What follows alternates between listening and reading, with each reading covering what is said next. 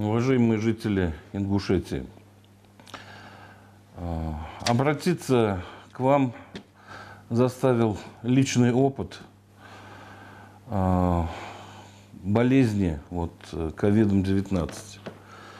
Я сам пролежал в больнице 18 дней.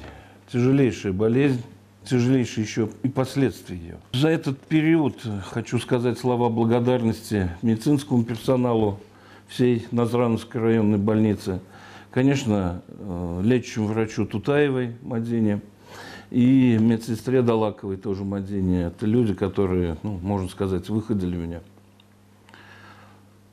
За этот период двое, которые лежали со мной в больнице, погибли. Причем погибли крепкие ребята, которые служили в органах.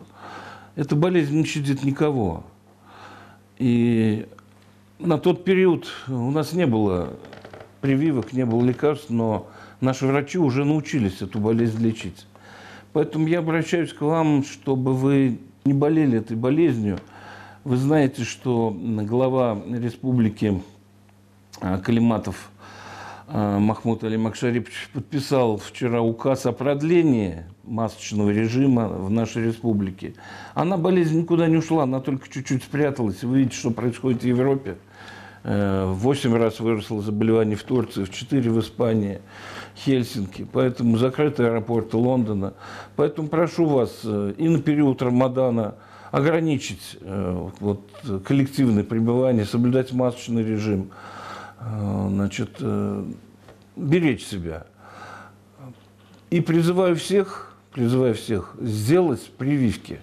Они сегодня есть. Вы видели, привился президент нашей страны Путин Владимир Владимирович.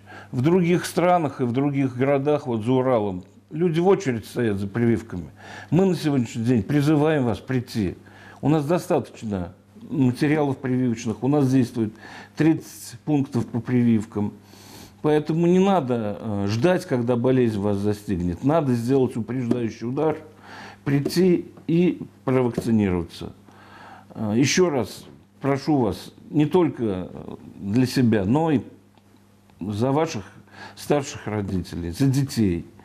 Надо беречь всех своих родственников и совершить это. Ничего сложного здесь нет. Найдите время, приходите на наши пункты прививочные. Спасибо, дай Бог вам всем здоровья.